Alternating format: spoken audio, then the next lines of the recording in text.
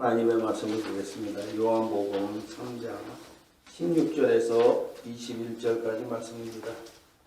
하나님이 세상을 이처럼 사랑하사 독생자를 주셨으니 이는 그를 믿는 자마다 멸망하지 않고 영생을 얻게 하려 하심이라. 하나님이 그 아들을 세상에 보내신 것은 세상을 심판하려 하심이 아니요 그로 말미암아 세상이 구원을 받게 하려 하심이라. 그를 믿는 자는 심판을 받지 아니하는 것이요 믿지 아니하는 자는 하나님의 독생자의 이름을 믿지 아니하므로 벌써 심판을 받은 것이니라. 그 정죄는 이것이니 곧 빛이 세상에 왔을 때 사람들이 자기 행위가 악함으로 빛보다 어둠을 더 사랑한 것입니다.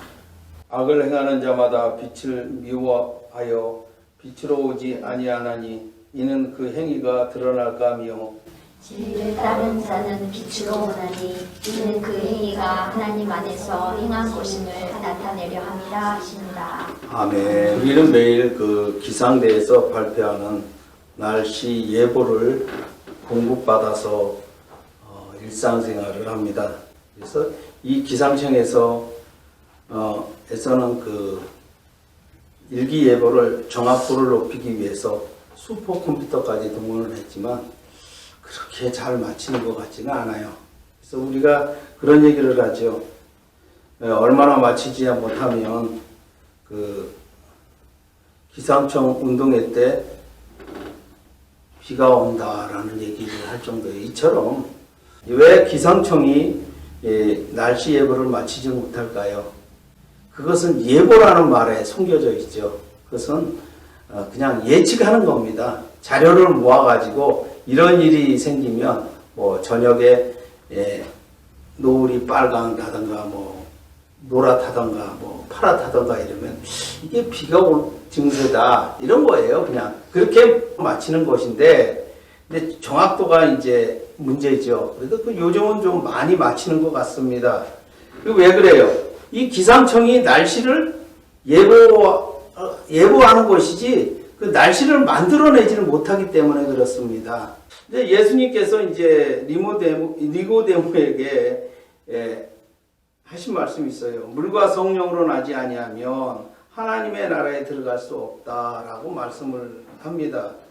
이 말씀을 들은 그 니고데모가 거듭남에 대해서 이해를 하지 못하고 어머니 모태로 다시 들어가서 다시 태어나야 됩니까? 이렇게 질문을 하는 겁니다.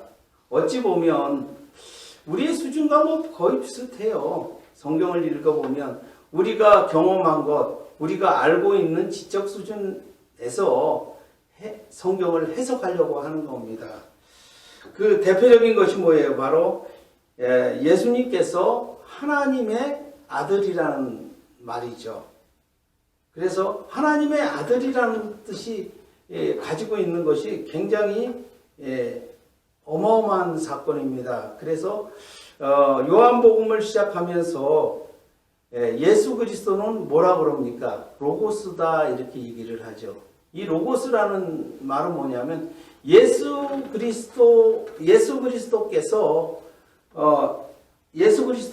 그 자체적으로 능력을 가지고 있다라고 얘기를 하는 겁니다. 그 능력이 뭐예요? 바로 하나님이 가지고 있는 능력, 구원할 능력, 구원자로서의 능력, 혹은 뭐 메시아로서의 능력을 가지고 있다라고 얘기를 하는 겁니다. 자, 그래서 예수께서 거듭남에 대해 이해가 부족하였던 니고데모에게 이렇게 말씀합니다. 거듭남은 물과 성령으로 할 수 있다라고 말씀합니다. 그랬을 때 이 니고데모를 비롯해서 뭐 그 주변에 있던 사람들, 제자들 이런 사람들이 이해를 하지 못했었던 겁니다. 그런 가운데 있는 그들을 향해서 이제 예수님께서 이렇게 말씀합니다. 그것은 하나님께서 친히 독생자 예수 그리스도를 이 세상에 보내셨기 때문에 가능하다라고 말씀을 하고 있는 겁니다. 자, 하나님께서 독생자 예수 그리스도를 보내시고 십자가에서 고난을 받게 하신 후에 무덤에 내려가셨다가 3일 후에 부활하셨습니다. 이 사건은 바로 예수 그리스도의 메시아 사역이라 이렇게 말할 수 있습니다. 이 일로 인해서 모든 인류가 거듭날 수 있었고, 또한 그 일로 인해서 물과 성령으로 거듭나는 사건이 일어나게 되었다라고 성경은 말씀하고 있습니다. 자, 이 거듭남은 니고데모가 이해했던 생물학적 방법이 아니라 오직 하나님께서 우리에게 향한 사랑의 열심의 표현이다, 이렇게 말할 수 있습니다. 하나님께서 모든 인류에게 예수 그리스도를 보내주셨다라고 말씀하셨습니다. 16절에 보니까 하나님이 세상을 이처럼 사랑하사 독생자를 주셨으니 이는 그를 믿는 자마다 멸망하지 않고 영생을 얻게 하려 하심이니라. 이 구절은 신약과 구약을 통틀어서 복음 중에 복음이라고 말할 수 있습니다. 하나님께서 우리에게 주신 사랑이 헤아릴 수 많이 있습니다. 그렇지만 그 중에 가장 최고라고 하면 바로 하나님이 세상을 이처럼 사랑하사 독생자를 주셨다라는 말씀입니다. 하나님께서 사랑하셨던 세상을 유대인을 비롯하여 이방인까지 포함하는 모든 인류를 이야기를 합니다. 그래서 이 세상은 그냥 단순하게 세상이 아니라 피조 세계를 얘기를 합니다. 다시 말해서 하나님께서 예수 그리스도를 이 땅에 보내시고 구원하시는 방법은 왜 세상이라고 이렇게 표현하냐면 바로 이런 내용입니다. 아담이 타락하고 나서 모든 피조 세계가 다 저주를 받는 겁니다. 그래서 땅은 땅대로, 생물은 생물대로 다 저주를 받죠. 동물도 마찬가지예요. 그래서 그 이유는 뭐냐면 그 피조 만물 세계의 대표자가 누구냐면 아담이었기 때문에 그래요. 아담이 범죄함으로 그 수하에 있는 그가 다스리고 통치하는 그 모든 피조 만물이 다 저주를 받은 거기 때문에 그 대표가 저주의 사슬에서 풀려나면 모든 세상이 다 풀리기 때문에 그래요. 이와 같이 그래서 세상이라 이렇게 얘기를 하는 겁니다. 물론 이 부분을 유대인이나 이방인이라고 이렇게 표현할 수 있는 겁니다. 그렇지만 우리가 더 크게 확장할 필요가 있다라고 말할 수 있습니다. 자, 그러면서 하나님께서 예수 그리스도를 보내신 이유를 이는 그를 믿는 자마다 멸망하지 않고 영생을 얻게 하심이라 이렇게 밝히셨습니다. 하나님께서 영생을 얻는 자가 가지고 있어야 할 자격이 바로 무엇이라고 얘기합니까? 예수 그리스도를 믿는 사람이라고 얘기하죠. 아멘. 다른 것이 아니라는 겁니다. 그래서 요즘 다종교, 다원론 이런 데서 뭐라고 얘기하냐면 모든 종교에는 공통점이 있어요. 그것이 뭐냐면 방언을 한다는 겁니다. 그래서 방언을 하면 구원을 받은 증거다. 이렇게까지 나가는 사람들이 있어요. 그래서 불교에서도 방언, 또 사이비 종교, 사이비라고 그럴까요? 그런 데서도 방언, 힌두교, 이슬람 이런 데서도 다 방언을 해요. 그러니까 결국은 뭐예요? 공통점이 방언이라는 겁니다. 그래서 방언을 하면 구원을 받는다라고 바꾸자 이렇게 얘기를 하는 겁니다. 그것이 아니에요. 방언이 구원의 증거가 아니다 이렇게 얘기를 할 수 있습니다. 더군다나 유대인들은 뭐라고 얘기해요? 율법이나 할례를 행함으로 이렇게 얘기하죠. 근데 할례를 행했다고 해서 구원을 받는 증거는 아니에요. 뭡니까? 예수 그리스도를 믿는 사람이 구원을 받는다라는 사실을 우리가 머릿속에 아주 도장을 찍어놔야 돼요. 그리고 새겨놔야 됩니다. 그 외에는 없어요. 자, 그러면서 이 니고데모가 생각해야 되는 영생을 얻는 방법이 이렇게 생각을 했던 겁니다. 아브라함의 자손이구나. 성전이나 율법이나 할례를 통해서 라고 생각을 했던 겁니다. 이렇게 생각했던 그 니고데모의 생각을 완전히 바꿔버리는 겁니다. 그것이 무익한 것은 아니지만 지금까지는 그 역할이 어떤 역할을 했던 거예요. 이것들이 예수 그리스도에게로 인도하는 초등교사의 역할을 했을 뿐이지 그것이 주가 아니라 이렇게 얘기를 하는 겁니다. 우리가 횟집에 가면 밑반찬이라고 그러죠. 식기다시라 그럽니까? 다른 말로 해서 그런 게 나오잖아요. 그것만 먹고 오는 사람들은 뭐라 그래요? 좀 이상한 사람이죠. 그것이 주가 아니잖아요. 회를 먹기 위해서 그걸 먹는 것이지 배를 조금 좀 부담이 가지 않게끔 그렇게 먹는 것이지 그것이 목적이 아니라는 겁니다. 바로 이 니고데모가 생각했던 것과 이 세상 사람들이 생각했던 것이 동일합니다. 그래서 뭐냐면 바로 뭐라 그러니까 엑기스 핵심은 잃어버리고 주변에 머무르는 그런 모습을 보는 겁니다. 그래서 바로 예수님께서 분명하게 말씀하고 있는 겁니다. 그것은 바로 예수 그리스도를 믿음으로 구원을 얻는다라고 얘기를 하는 겁니다. 그러면서 하나님께서 보내신 예수는 바로 심판자가 아니라 구원자라 이렇게 말씀하십니다. 17절에 보니까 하나님이 그 아들을 세상에 보내신 것은 세상을 심판하라 하심이 아니요 그로 말미암아 세상이 구원을 받게 하려 하심이라.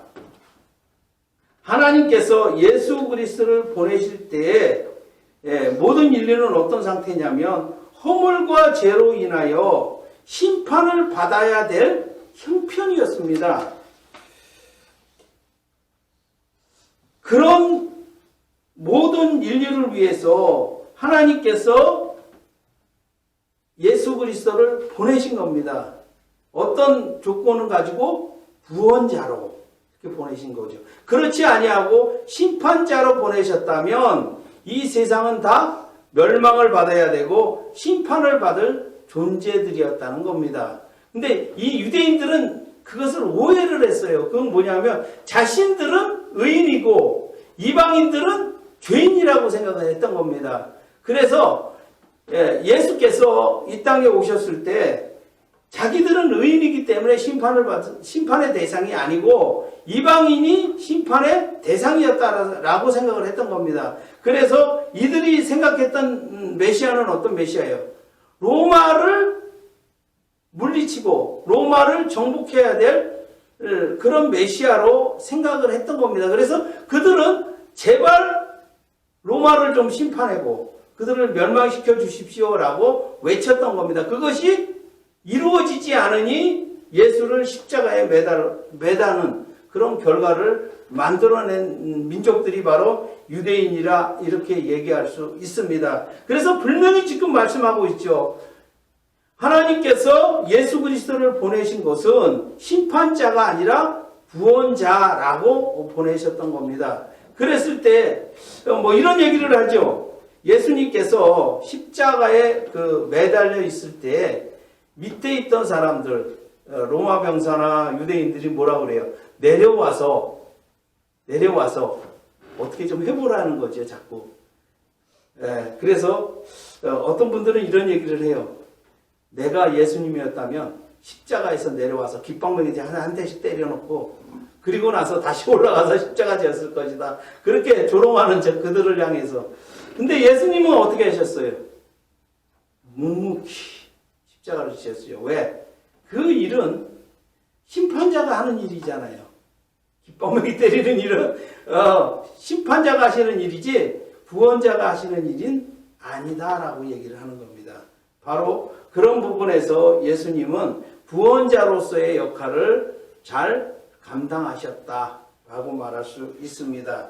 그러면서 하나님께서 이제 구약의 예언자들, 특별히 그 모세를 통해서 예고하셨던 구원의 조건을 실현하셨다는 겁니다.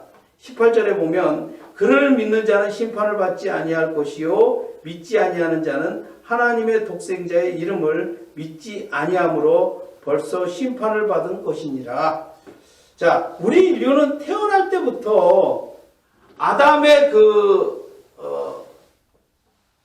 죄를 유전을 받았어요. 그래서 그것을 원죄라 이렇게 얘기합니다. 그리고 나서 또 우리가 어머니 뱃속에서 태어나자마자 짓는 것이 뭐예요?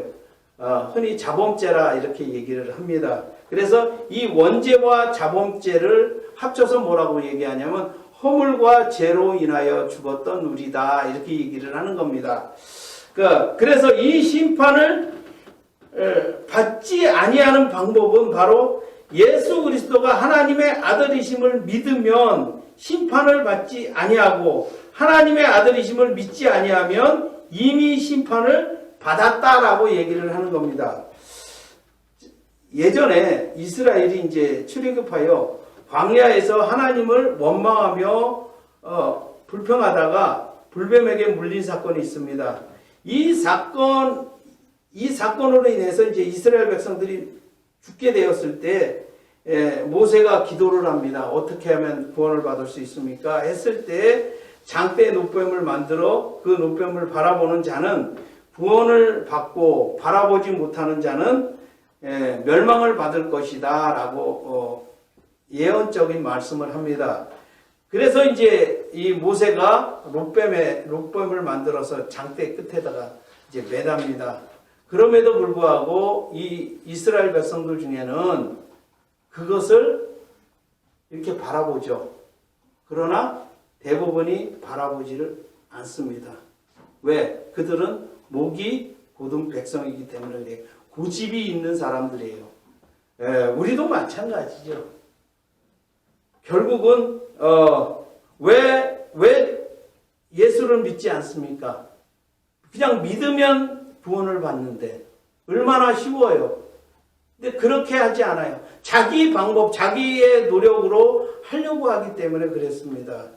그래서 바로 지금 18절에 끝 하단부에 나와 있는 하나님의 독생자의 이름을 믿지 아니함으로 벌써 심판을 받은 것이니라 이렇게 말씀하죠. 이 말씀은 뭡니까? 바로 이 모든 인류가 허물과 죄로 죽어서 지금 뭐를 받고 있는 거예요? 심판을 받고 있는 중이에요. 다시 말해서 이 광야에서 불뱀에게 물린 사람들이 지금 심판을 받고 있는 겁니다. 그때 그 받고 있는 그들을 구원하는 거죠. 다시 말해서 물에 빠진 사람이 허우적대고 있을 때에 그들을 구해낼 때 그 표현이 바로 구원이다 이런 표현을 하는 겁니다. 그러니까 우리가 그 심판의 고통을 받고 있지 않을 때에 우리를 구원하는 것이 아니라 받고 있을 때에 구원한다는 사실이에요. 그리고 일부는 그대로 둬버리는 겁니다. 그래서 그들은 멸망의 길로 가는 것이고 고통을 받는 자들 중에서 구원하였기 때문에 그들이 영생을 얻을 수 있다라고 얘기를 하는 겁니다. 이제 여기서 우리가 이해할 수 있는 것이 바로 그런 내용입니다. 그래서 에베소서 2장 8절에서 9절에 보면 너희는 그 은혜에 의하여 믿음으로 말미암아 구원을 받았으니 이것은 너희에게서 난 것이 아니요 하나님의 선물이라. 행위에서 난 것이 아니니 이는 누구든지 자랑하지 못하게 함이라. 자, 이 바울은 에베소 성도들에게 했던 말입니다. 구원이라는 것은 율법이나 할례를 통하여 그것을 받는 것이 아니라 이 구원은 행위가 아니라 무엇이라고요? 믿음이라 이렇게 얘기를 하는 겁니다. 이 믿음은 인간에게서 난 것이 아니라 누구에게서 난 것이라 하나님께서 우리에게 값을 받고 준 것이 아니라 그냥 선물로 무료로 준 것이다. 이렇게 말씀하는 겁니다. 그래서 하나님께서 심판에 대한 결정을 내리실 때 뭐라고 말씀합니까? 빛이 세상에 왔으되 사람들이 자기 행위가 악함으로 빛보다 어둠을 더 사랑하는 것이라 이렇게 표현합니다. 그것이 맞는 거죠. 바로 예수 그리스도가 이 땅에 오셨을 때 빛으로 오셨어요. 그렇다면 그 반대편에 있는 사람들이 뭐예요? 어두운 세력에 사로잡혀 있었던 자들이다. 이렇게 얘기를 하는 겁니다. 그랬을 때 이 빛이 그들에게 빛을 발했을 때 사람들은 자기의 행위가 악함으로 이렇게 되어 있죠. 자, 우리가 가끔 죄를 지은 사람들의 특징을 보면 이렇죠. 그래서 이제 법원 앞인가요? 거기에 딱 쓰면 이 포토라인을 딱 쓰죠. 그러면 어떻게 해요? 얼굴을 바짝 들고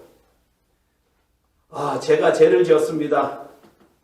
저를 정당하게 재판해서 형을 받겠습니다. 이런 사람은 별로 못 봤어요. 대부분이 어떻게 해요?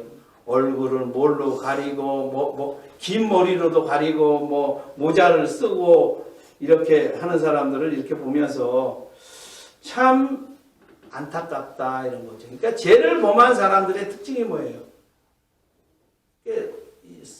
카메라 앞에서도 그렇게 떠는데 하나님 앞에 서면 얼마나 부끄러워서 그렇게 얼굴을 못 들까 이런 생각을 해볼 수 있습니다. 그래서 예수님께서 이 땅에 오셨을 때에 이 유대인들을 비롯해서 이방인들이 바로 그와 같은 행동을 했다. 이렇게 얘기할 수 있습니다. 그래서 예수님이 이 땅에 오셨을 때 환영했던 사람들은 없어요. 우리는 무리들이 쫓으니까 제자들이 쫓아다녔으니까 그들이 환영한 거 아니냐? 영접한 거 아니냐? 라고 생각할지 모르지만 12제자들은 어때요? 나중에 자기들이 원했던 것이 드러났죠. 이 요한복음의 저자였던 사도 요한과 야고보는 어때요? 그의 어머니까지 동원해서 한자리 해달라는 겁니다. 권력 이것 때문에 쫓아다닌 거죠. 다. 그래서 어떤 일이 벌어져요? 12제자들이 모여가지고 서로 치고받고 싸우죠. 왜? 너만 어머니 동원해서 한자리 하려고 그러느냐 이런 거죠. 나도 우리 어머니 있다. 우리 아버지 있다. 이렇게 해서 동원해서 한자리 해야 되겠다. 이런 싸움이에요. 벌써 쇠치기 하느냐 이런 거죠. 그러니까 제자들이 생각했던 것은 그들이 예수 그리스도를 하나님의 아들로 믿었기 때문에 쫓아다닌 것이 아니라 그들의 먹을 것, 입을 것, 또 살 집, 직위 이런 것 때문에 쫓아다녔다 이렇게 말할 수 있습니다. 자, 그랬을 때 바로 이 사람들은 하나님께서 이미 심판을 받을 대상들이다 이렇게 얘기를 합니다. 예를 한번 이렇게 들까요? 소돔과 고모라가 심판을 받을 때 하나님께서 롯에게 빨리 아내와 자식을 데리고 떠나라 이렇게 얘기합니다. 그때 이 롯의 가족은 가지고 있던 재산이나 집이나 또 인간관계겠죠. 사업 파트너 이런 사람들이 있었는데 그 사람들에게 얘기를 합니다. 조금 있다가 소돔과 고모라가 멸망합니다. 이렇게 얘기했지만 그 사람들은 듣지도 않죠. 문제는 뭡니까? 이 소돔과 이제 고모라가 멸망할 때 롯과 그의 딸 둘이 그의 아내가 이제 도망쳐 나올 때 아내가 어떤 일을 해요? 아무래도 그 소돔과 고모라를 바라보게 되죠. 그래서 결국은 어떻게 되었다고요? 소금기둥이 되었다 이렇게 얘기를 합니다. 근데 우리는 이것을 바라보면서 아내들은 그럴 수밖에 없겠다 이런 생각을 한번 해봅니다. 왜요? 이 경제적인 문제를 책임지고 있기 때문에 그래요.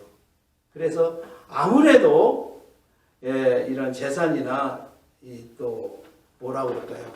의식주 해결하는 곳이 그곳이기 때문에 걱정을 해서 그것을 바라볼 수밖에 없는 그런 모습이 아닌가 이런 생각을 한번 해볼 수 있습니다. 그렇기 때문에 우리가 저는 뭐 성경에 나오는 인물들을 그렇게 뭐 비난하고 그러지는 않습니다. 왜 그러냐면 저도 잘못하면 뒤돌아볼 수 있어요. 왜? 돈 있는 곳에 마음이 있기 때문에 그렇습니다. 그렇기 때문에 우리가 이것은 롯을 바라볼 때 굉장한 신앙인이다 이렇게 얘기할 수 있어요. 왜 그러냐면 이 롯이라는 사람에게 있어서 그 믿음이라는 것이 굉장한 겁니다. 여호와의 사자가 롯에게 와서 소돔이 멸망할 것이다 조금 있으면 그 말을 믿었다는 겁니다.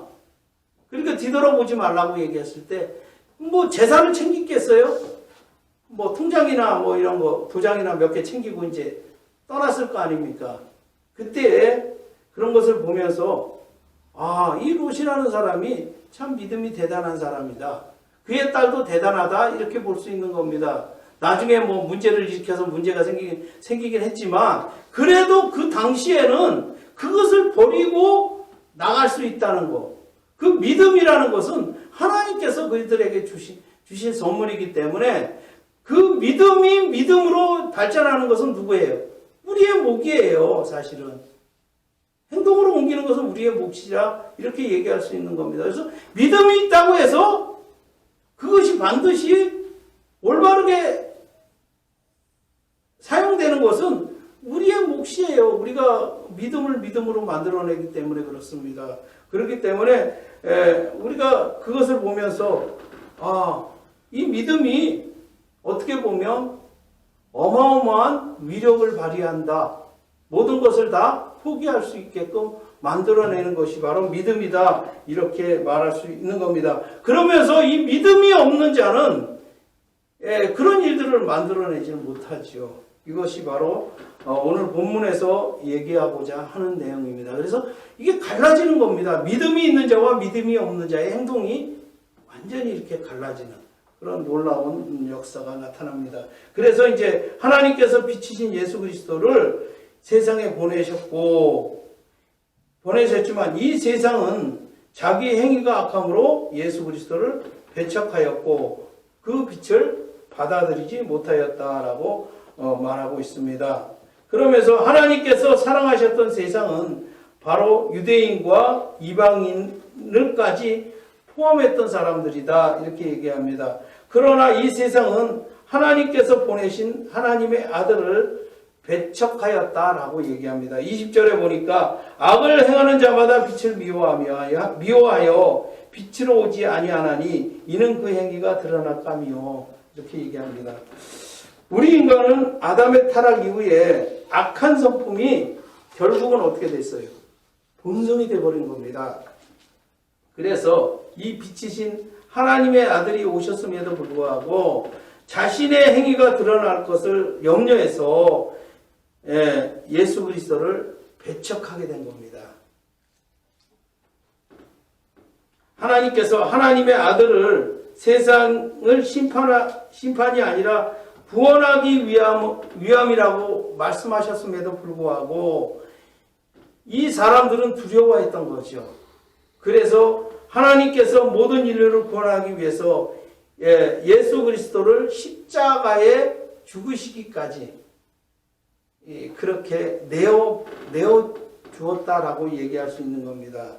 자, 하나님께서 창세전에 작정하셨던 그 계획에 따라 예수 그리스도를 보내셨다라고 말씀합니다. 이 성경 구절을 보면 이게 약간 뒤죽박죽이 이렇게 순서가 좀 뒤죽박죽이 되어 있어요. 그렇기 때문에 우리가 이제 그렇게 이해를 하면서 들으시기를 바랍니다. 자, 21절에 이런 결론적인 얘기예요. 진리를 쫓는 자는 빛으로 오나니 이는 그 행위가 하나님 안에서 행한 것임을 나타내려 함이라 하시니라. 자, 하나님께서 보내신 예수 그리스도를 이 세상은 배척하였지만 결국은 어떻게 돼요? 오순절 이후에 성령께서 강림하신 이후에 예수 그리스도를 통한 구속의 경륜을 그때서야 알게 됩니다. 그래서 하나님께서 보내신 하나님의 아들을 처음에는 배척하였던 세상이 오히려 나중에는 예수 그리스도에게로 나오게 되는 놀라운 역사가 나타나는 겁니다. 이것은 왜 그러냐면 하나님께서 창세전에 작정하셨던 구속의 경륜을 따라서 그렇게 하신 겁니다. 왜요? 자, 우리가 요한복음에 나와 있는 요한복음 1장에 나와 있는 그 하나님의 말씀을 로고스라고 표현하는 내용이죠. 그러니까 하나님의 아들이신 그분이 로고스라는 얘기죠. 그 분이 그냥 아들로서 그치는 것이 아니라 하나님의 아들이기 때문에 그에게서 능력이 나타나는 거죠. 그 능력이라는 것이 바로 하나님께서 창세전에 작정하셨던 그 계획에 따라 그 구속의 경륜에 따라서 예수 그리스도께서 실천에 실현할 수 있는 그분이시기 때문에 그런 거예요. 그래서 그런 일들이 나타난 겁니다. 그래서 처음에 예수 그리스도께서 이 땅에 오셨을 때는 이 세상이 배척을 해서 십자가에 죽게 하시죠. 그리고 나서 그분이 무덤까지 내려갔다가 부활 승천하심으로 그 구속의 경륜이 완성이 된 거예요. 그 구속이 완성이 됨으로 인해서 그 예수 그리스도께서 완성하신 구속 사역을 믿는 그들이 구원을 얻는다라고 얘기를 하는 겁니다, 지금. 그걸 믿을 수 있도록 하나님께서 우리에게 믿음을 선물로 주셨다라고 얘기를 하는 겁니다. 굉장히 어려워요? 어렵지 않잖아요. 그래서 그 예수 그리스도께서 그 구원 사역을 완성하셨는데 그 완성하신 것을 믿을 수 있도록 믿음을 주셨고 그 믿음을 믿는 자가 바로 구원을 받고 영생을 얻는다라고 얘기를 하는 거죠. 그래서 우리가 예수를 믿고 구원을 받았다? 그래서 믿음 생활을 한다? 교회 생활을 한다? 이런 것은 그 자체가 복이다 이렇게 얘기를 하는 거예요. 우리 생각은 좀 다르게 생각할 수도 있어요. 어떤 사람들은 80, 90까지 사는데 처음부터 어릴 때부터 예수 믿어서 교회 생활을 하다 보니까 너무 힘든 거야. 예배 참석해야 되고 주일날 어디 가지 말라고 그래야 되고 또 요번 주처럼 이렇게 금요일 또 그냥 일요일 또 내일은 뭐예요? 또 노동절 이렇게 3일이에요. 3일. 그러니까 요 3일 연휴인데 또 외국으로 가면 얼마나 좋을까? 베트남이나 필리핀 여행 갔다 오면 딱 이게 3일 2박 3일 3박 4일 딱 되면 괜찮은데 이런 생각을 하고 있을지 몰라요. 그러나 어떻습니까? 가지 못함이 때로는 뭐예요? 복이 될 수 있다는 것을 우리가 알아야 됩니다. 왜? 우리가 마음대로 하는 것, 우리가 즐거운 마음으로 하는 것은 항상 뭐가 있어요? 거기에는 악이 있어요. 악이. 우리 본성대로 살아가는 것은 복이 아니라 악행이라 이렇게 말할 수 있습니다. 그렇기 때문에 늘 조심해야 되는 것이 그런 겁니다. 그래서 하나님께서 이 믿음을 선물로 주셨고 이 믿음이 예수 그리스도께서 하나님의 아들이심을 고백하게 하는 결과를 만들어냅니다. 그래서 우리가 이 믿음이 있다는 것은 대단한 거예요. 왜? 멸망에서 영생으로 자리를 옮겨놓기 때문에 그렇습니다. 뭐 교회 와서 봉사하는 거, 교회 와서 여러 가지 일들을 하죠. 그러면서 이것이 결국은 나를 괴롭히는 것이 아니고 나를 고단하게 하는 것이 아니라 신앙생활을 더 발전하게 하는 원동력이 된다 이렇게 얘기합니다. 저도 사실 솔직히 고백합니다. 목사이지만 말씀을 전하는 것과 기도하는 것 전념하겠다고 이렇게 여러분에게 약속을 했습니다. 그럼에도 불구하고 말씀 전하는 일에 대해서는 좀 그래도 뭐 열심히 한다고 자부합니다. 그러나 기도하는 일에는 그렇게 열심히 하지 않았어요. 그럼에도 그런 나를 지금 어떻게 해요? 그 분을 통해서 성령께서 인도하시는 거예요. 우리는 성령을 인도하신다는 것이 뭐 환상을 통해서 뭐 꿈에 나타나셔서 이게 아니에요. 다른 사람을 통해서 주변 환경을 변화시켜서 어쩔 수 없이 그렇게 인도하는 거예요. 그렇기 때문에 우리가 늘 이것을 기억하시면서 하나님께서 우리에게 믿음을 주시려고 예수 그리스도를 보내신 것 같이 또한 우리 주변과 여러 가지 환경을 바꾸어서 우리를 하나님의 자녀로 만들어 가신다는 사실을 기억해야 됩니다. 이것이 바로 하나님과의 올바른 관계가 형성되었을 때 가능하다 이렇게 얘기하는 겁니다. 그래서 믿음이라는 것은 그런 겁니다. 우리 하나님은 나의 아버지가 되시고 나는 그의 자녀가 되었다라는 믿음 관계죠. 그래서 하나님께서는 나에게 좋은 것으로 주시지 나쁜 것으로 주시진 아니하신다라는 겁니다. 그래서 우리가 이 세상을 살아가면서 일상생활에도 마찬가지입니다. 늘 민감하게 반응을 해야 돼요. 하나님께서 왜 이런 어려움을 주시는가? 이런 또 좋은 날을 허락하시는가? 이런 거에 대해서 우리가 늘 깊이 생각하고 그것이 어떤 방향으로 나를 인도하시는가 알지는 못하지만 분명히 창세전에 계획하셨던 것이 있으신 것이다라는 거죠. 그 계획에 따라서 우리를 움직인다는 사실을 우리가 기억하시면서 바로 그 기상청의 예측대로 그런 것이 아니라 하나님은요 계획하셨고 그 계획대로 우리를 인도하실 능력을 가지고 계신 분입니다. 왜요? 하나님은 창조주 하나님이시기 때문에 그래요. 그렇기 때문에 늘 이 말씀을 기억하면서 예수 그리스도는 하나님의 아들이라는 사실, 그리고 예수 그리스도는 창조주 하나님이라는 사실, 그것을 꼭 기억하면서 살아가는 저와 여러분이 되시기 바랍니다. 기도하시겠습니다. 하나님 은혜를 진심으로 감사합니다. 주님께서 사랑하여 주셔서 오늘 말씀과 같이 이 말씀을 기억하면서 우리가 예수 그리스도는 하나님의 아들이심을 고백할 수 있도록 주님께서 함께하여 주시옵소서. 예수님의 이름으로 기도드립니다. 아멘.